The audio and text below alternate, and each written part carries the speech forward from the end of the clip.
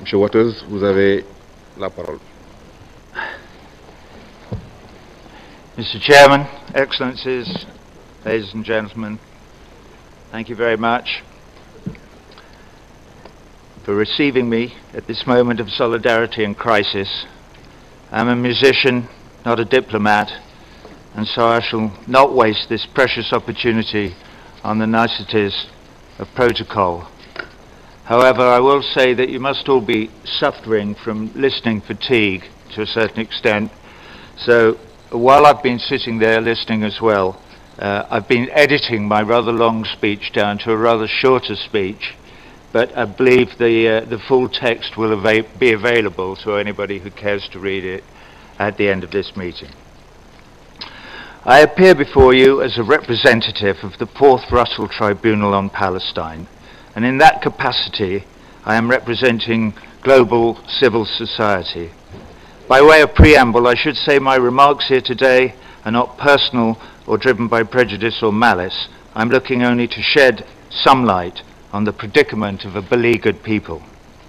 The Russell Tribunal on Palestine was created to shed such light, to seek accountability for the violations of international law and the lack of United Nations resolve that prevent the Palestinian people from achieving their inalienable rights, especially the right of self-determination. One particular stimulus to our convening was the disturbing failure of the international community to implement and enforce the clear judgment of the International Court of Justice in 2004, contained in its advisory opinion on the Israeli wall, as requested by the UN. We met here in New York City 6 weeks ago on the 6th and 7th of October, having previously sent out invitations to all interested parties, and after listening to exhaustive testimony from many expert witnesses and after careful deliberation, we arrived at the following judgments. We found that the State of Israel is guilty of a number of international crimes. 1. Apartheid. The UN's International Covenant on the Suppression and Punishment of the Crime of Apartheid defines that crime as inhuman acts by any government that are committed for the purpose of establishing and maintaining dominations by one racial group of persons over any other racial group of persons and systematically oppressing them. This finding by the tribunal was endorsed earlier in the year by the HRC Committee for the Elimination of Racial Discrimination in Geneva after submissions by the tribunal made both orally and in writing. 2. Ethnic cleansing. In this case, that crime includes the systematic eviction of much of the native Palestinian population by force since 1947-48. 3. Collective punishment of the civilian population, explicitly prohibited by the Geneva Convention, Article 33. Israel has violated its obligation as occupying power throughout the occupied Palestinian territory, including the West Bank, Gaza and East Jerusalem. Its most serious violations have occurred recently in Gaza with the blockade and virtual imprisonment of the entire population, the indiscriminate killing of Palestinians during the Israeli offensive Operation Cast Lead in 2008 and 2009, and now the devastation wrought by the recent attack, Operation Pillar of Defense. As I speak, I can hear the tutting of governmental and media tongues trotting out the well-worn mantra of the apologists. But Hamas started it with their rocket attacks. Israel is only defending itself. Let us examine that argument. Did Hamas start it? When did it start? How we understand history is shaped by when we start the clock. If we start the clock at a moment when rockets are fired from Gaza into Israel on a certain afternoon, that is one history. If we start the clock earlier that morning, when a 13-year-old Palestinian boy was shot dead by Israeli soldiers as he played soccer on a Gaza field, history starts to look a little different. If we go back further, we see that since Operation Cast Lead, According to the Israeli human rights organization B'Tselem, 271 Palestinians were killed by Israeli attacks, and during the same period, not a single Israeli was killed. A good case can be made that it started in 1967 with the occupation of Gaza and the West Bank. This crisis in Gaza is a crisis rooted in occupation. Israel and its allies would contend that Gaza is no longer occupied. Really? The withdrawal of soldiers and settlers in 2005 changed the nature, not the existence, of occupation. Israel still controls Gaza's airspace, coastal waters, borders, land, economy, and lives. Gaza is still occupied. The people of Gaza, the 1.6 million Palestinians, half of them children under the age of 16, live in an open-air prison. That is the reality that underlies the current crisis.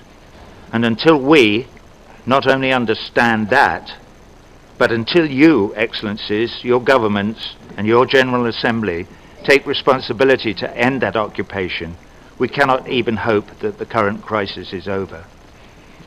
In October, on the last occasion jurors from the Russell Tribunal addressed this committee, we were assured that our representations and reports would be advanced on the floor of the General Assembly for general debate. If things go well today, we may hope to hold you, Excellencies, to that assurance. I have diverted briefly. Let me return to the Israeli violations which the Russell Tribunal identified. 4. Contravention of the Fourth Geneva Convention's prohibition on settlements, specifically Article 49. The settlements, all the settlements, are not simply an obstacle to peace, they are illegal. 5. Use of illegal weapons. During Israel's cast-lead operation 4 years ago, international human rights organizations documented Tel Aviv's use of white phosphorus in attacks on Gaza.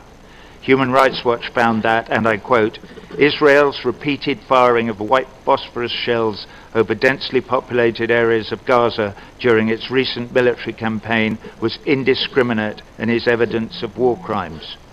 White phosphorus burns at up to 1500 degrees Fahrenheit. Imagine what happens when it comes into contact with the skin of a child. Human Rights Watch called for Israel's senior commanders to be held accountable. But so far, there has been no such accountability. There are more violations, Excellencies, but you know that.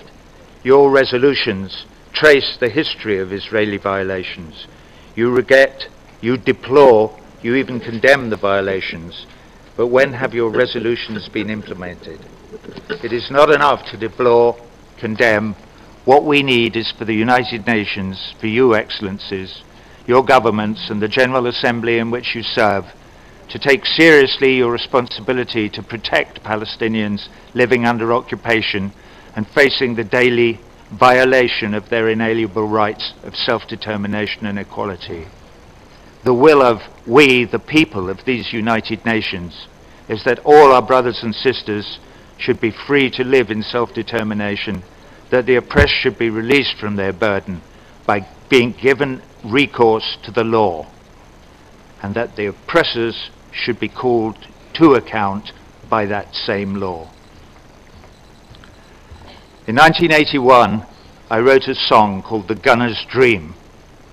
It appeared on a Pink Floyd album, The Final Cut, and the song purports to express the dying dream of an RAF gunner as he plunges to his death from a stricken aircraft towards the corner of some foreign field. He dreams of the future for which he is giving his life. I quote, "A place to stay, enough to eat, somewhere old heroes shuffle safely down the street, where you can speak out loud about your doubts and fears, and what's more, no one ever disappears, you never hear their standard issue kicking in your door. You can relax on both sides of the tracks, and maniacs don't blow holes in bandsmen by remote control, and everyone has recourse to the law, and no one kills the children anymore." In 1982, and again in 1983, the General Assembly passed resolutions holding Israel accountable for its violations. Those resolutions called for a complete arms embargo on Israel. No such embargo has been imposed. Instead, it has fallen to global civil society to take the lead. Following a 2005 call from Palestinian civil society, social movements, activists, and increasingly church bodies and even some local government authorities around the world have created the campaign for boycott, divestment, and sanctions. It aims, as many of you know, to bring non-violent economic pressure to bear on Israel to force an end to its violations, an end to occupation and apartheid, an end to the denial of Palestinians' right to return, and an end to Palestinian citizens of Israel being required to live as second-class citizens, discriminated against on racial grounds and subject to different laws than their Jewish compatriots. The BDS movement is gaining ground hand over fist. Just last week, I was happy to write a letter of support to the student government of the University of California, Irving, congratulating them on demanding that their university divest from companies that profit from the Israeli occupation.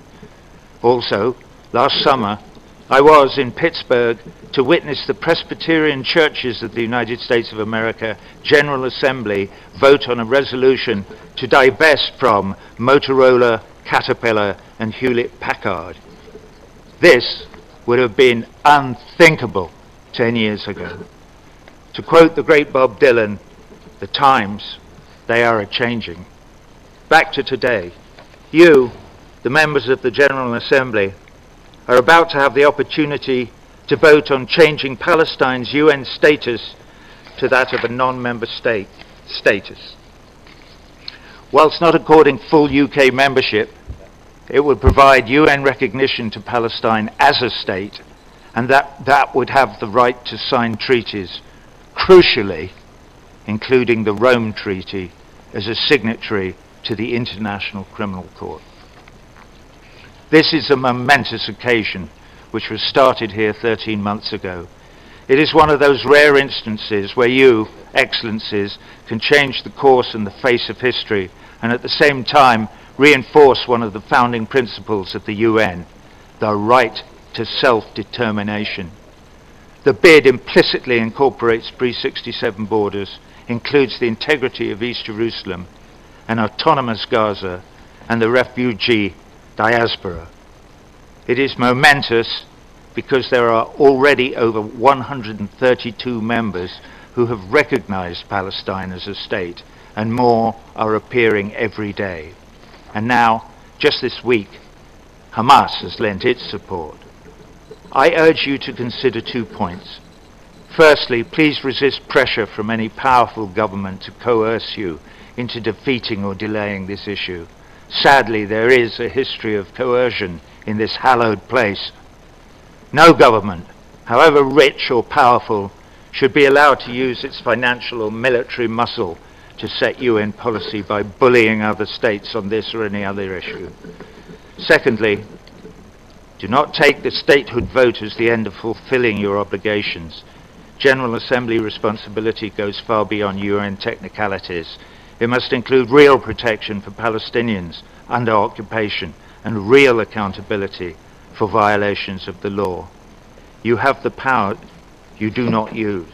You do not have to defer to or wait for the Security Council. In just a few months, we will commemorate the 10th anniversary of the killing of Rachel Corrie, the young peace activist killed by an Israeli soldier driving an armored Caterpillar bulldozer as she tried to protect the house of a pharmacist and his family in Rafah on Gaza's border. International activists like Rachel Corrie, Tom Herndl, and James Miller took the risks they did, and they and their families paid the ultimate price because the international community, your governments and the United Nations itself, had failed to protect the vulnerable Palestinian population living under this prolonged occupation. We are proud, though tears burn our eyes, of the work of these young activists and deeply moved by their sacrifice. But we are angry, too, that our governments and our international institutions, including the General Assembly, have failed to provide the protection that would make Rachel Corrie's sacrifice unnecessary. Also, let us not forget the thousands of courageous and anonymous Palestinians and their equally courageous Israeli brothers and sisters in arms, boycott from within, who protest peacefully on a weekly basis for the simple basic right to an ordinary human life. The right to live in dignity and peace, to raise their families, to till the land, to build a just society, to travel abroad, to be free of occupation, to aspire to each and every human goal, just like the rest of us. Speaking of the rest of us, I live here in New York City. We are a somewhat parochial group, we New Yorkers, to a large extent cut off by propaganda and privilege from the realities of the Palestinians' plight. Few of us understand that the government of the United States of America, particularly through its power of veto in the Security Council, protects Israel from the condemnation of the global civil society that I have the honor to represent here today. Even as bombs rained down on 1.6 million people in Gaza, the President of the United States of America reasserted his position that Israel has the right to defend itself. We all know the reach and power of Israel's military capability and the deadly effects of its actions. So what did President Obama mean? Did he mean that Israel has the right to indefinitely occupy the whole of the region? The Palestinians are an ancient, intelligent, cultured, hospitable, and generous people. And of course they have pride and will resist the occupation of their land and defend their women and children and their property to the best of their ability. Who would not? Would you? Would I? Would President Obama? One would hope so. It would be his duty. More than a generation ago, the General Assembly passed Resolution 2625, dealing with the principle of equal rights and self-determination. It recognized that when a people face, quote, any forcible action depriving them of those rights, they have the right to, quote, actions against and resistance to such use of force. When the international community does not shoulder its responsibility to protect, Palestinians will shoulder that responsibility themselves. This is not to suggest that I support the launching of missiles into Israel. I do not. The internationally recognized legal right of resistance means attacking any military target engaged in illegal occupation. But let us be clear, as we believe in the law as indispensable and even-handed, the launching of unguided rockets into Israel, where the most likely targets will be civilians, is not a legal form of resistance. It is wrong, and it is to be condemned. Many civil society activists, including many Palestinians and Israelis, are committed to non-violent resistance. The BDS movement, which has spread from Palestine civil society to activists around the world, is part of that non-violent resistance, and I support it wholeheartedly. But let us be clear that the disparity of power and the reality of the occupation and the response of the occupied is the reality we face, unless we find recourse in international law and hold all parties to it. In the meantime, let me try to dial back the rhetoric a little and address the Israel has the right to defend itself claim from a legal and historical perspective. This won't take long. Ex injuria non oritur jus. A legal right or entitlement cannot arise from injustice.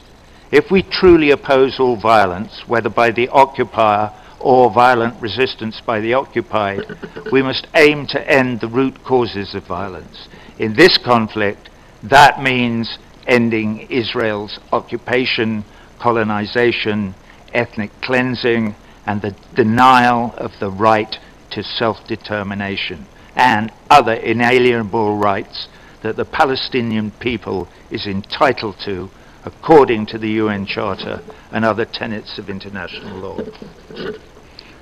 So to the future, Hamas, having dropped its original demand for Israel to be dismantled in the run-up to the elections, was democratically elected in January 2006, in elections deemed free and fair by every international observer present, including former US President Jimmy Carter. The leaders of Hamas have made their position clear over and over again. It is this: Hamas is open to permanent peace with Israel if there is total withdrawal to the 1967 borders, 22% of historic Palestine, and the arrangement is supported by referendum of all Palestinians living under occupation. I know you all know this, but where I live, they don't know this. They don't know that that is the position of Hamas. So I'm telling them. Mr. Chairman, Excellencies, friends, we're all here for the same reason. We're all committed to human rights, international law, the centrality of the United Nations, and equality for all, including for Palestinians. We're all attending this meeting on the 29th of November that marks the UN's International Day of Solidarity with the Palestinian people. But it seems to me our commemoration of this day is not enough. So, what else to do? The battleground is here, at the headquarters of the United Nations, and simultaneously in the middle of New York City, with access to the media. The battle is two-pronged. One, to continue the work of informing the people of the United States of America about the reality of the Palestinian-Israeli conflict, and most especially about the role of their government, the host country of the United Nations, using their tax dollars to fund and enable Israel's violations. Two, just as importantly, we must address finally serious reform of the UN. The UN needs to embrace a new democracy. The veto must be rethought, or the UN might die. The use of the veto as a strategic political tool by one or other of the permanent members of the Security Council has become outmoded. The system is too open to abuse. The blanket protection afforded to Israel by the United States' use of the veto is but one example of such abuse. I urge you, the General Assembly, to collectively work towards wresting the power back to the people in order to facilitate progress towards a more democratic body, better able to pursue the high aspirations of this great institution, to represent the will of the peoples of these great United Nations. You, the General Assembly, represent the largest, most democratic component of the United Nations. The United States and China and France and Russia and the UK have no veto here. What is needed is political will. You can make decisions and take actions that the Security Council cannot or will not. The United Nations Charter begins with the words, "We, the peoples of these United Nations," not "we, the governments." I urge you, on behalf of the people of your countries, on the behalf of the people of all countries, in fact on behalf of all the peoples of this, our shared earth, to act. Seize this historic moment and support the vote today for Palestinian enhanced observer statehood status as a step towards full membership. Thank you.